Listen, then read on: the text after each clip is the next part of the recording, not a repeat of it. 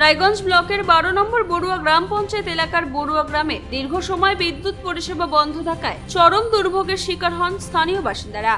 অভিযোগ, গতকাল থেকে এলাকায় বিদ্যুৎ না থাকায় সাধারণ মানুষের পাশাপাশি অসুস্থ রোগী ও প্রবীণরাও ব্যাপক সমস্যার সম্মুখীন হন। স্থানীয়দের দাবি, গতকাল রাত থেকে আজ দুপুর পর্যন্ত একাধিকবার বিদ্যুৎ দপ্তরের বিষয়টি জানানো হলেও কোনো সমাধান মেলেনি। প্রচন্ড গরমের মধ্যে দীর্ঘ সময় বিদ্যুৎ বিচ্ছিন্ন থাকায় ক্ষোভ বাড়তে থাকে এলাকাবাসীদের মধ্যে। অবশেষে বৃহস্পতিবার বিকেল 4:30 নাগাদ শতাধিক বাসিন্দা রাস্তায় নেমে টায়ার জ্বালিয়ে পথ অবরোধ শুরু করেন। প্রায় 1.5 ঘন্টা ধরে চলা এই অবরোধের ফলে রাস্তার দুপাশে বিভিন্ন ধরনের যানবাহন আটকে পড়ে এবং যান চলাচল কার্যত স্তব্ধ হয়ে যায়। খবর পেয়ে ঘটনাস্থলে পৌঁছায় রায়গঞ্জ থানার পুলিশ এবং কেন্দ্রীয় বাহিনীর জওয়ানরা। তারা বিক্ষোভকারীদের সঙ্গে কথা বলে সমস্যা দ্রুত সমাধানের আশ্বাস দেন। পরে বিদ্যুৎ পরিষেবা স্বাভাবিক করার প্রতিশ্রুতি পেয়ে সন্ধ্যে 6টা নাগাদ অবরোধ তুলে নেন এলাকাবাসীরা।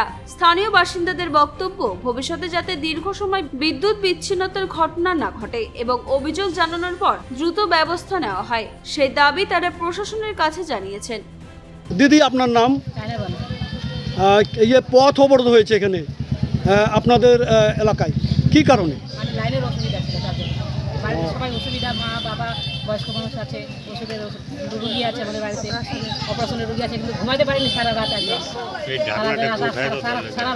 সারা দিন হয়ে গেল, কিন্তু গাড়ি আসেনি এখন। তো আপনারা কি চাইছেন এই মুহূর্তে? এটা তাড়াতাড়ি চাচ্ছে আর কি, সমাধানটা হোক, তাড়াতাড়ি কাজটা হয়ে যাক। পুলিশও তো এসছে দেখলাম। পুলিশ আসছে, পুলিশ দেখি এখন, পুলিশ তো বললো আমরা ফোন করছে, গাড়ি আসতেছে বলে, গাড়ি আসে করবে কাজ। আপনার নাম? আমার নাম কৃষ্ণ দাস। টায়ার জ্বালিয়ে পথ অবরোধ করেছেন, কি কারণে?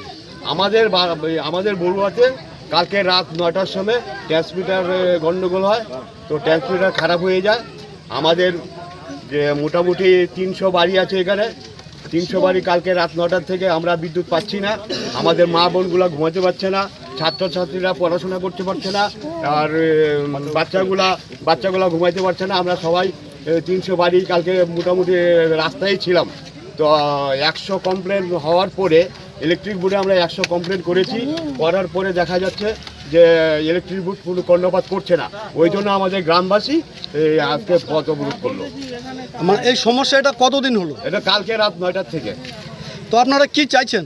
আমরা চাইছি, আমরা আইসি সাহেবকে জানাইছি, আমরা ইলেকট্রিক বোর্ড যেন আইসে যেন আমাদের লাইনটা ঠিক করে দেয়।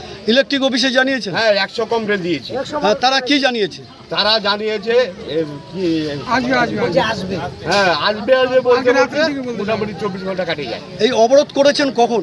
এই তো মোটামুটি 1.5 ঘন্টা হলো। কতক্ষণ চলবে? সে আমাদের সমাধান যতক্ষণ না হচ্ছে ততক্ষণ চলবে। আপনার নাম? পথ অবরোধ করেছেন, কি কারণে?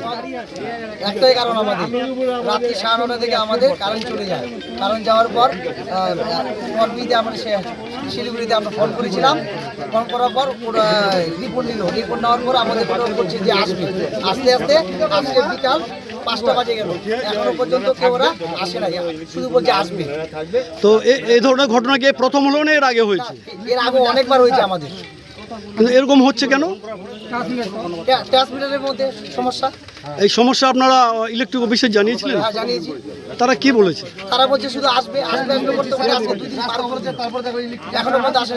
মা বোনরা বাচ্চারা সবাই এই গরমে ঘুমাতে পারছে না, পড়াশোনা করতে পারতেছে না। পুলিশ প্রশাসনকে জানিয়েছেন? হ্যাঁ, পুলিশ প্রশাসনকে আমরা জানিয়েছি। ঠিক আছে। তো আপনারা কি চাইছেন? আমাদের সমস্যার সমাধান করে দিতে হবে, নাহলে আমাদের এই অবরোধ চলবে। রায়গঞ্জ থেকে রামকৃষ্ণ দাসের রিপোর্ট, কুলিক নিউজ।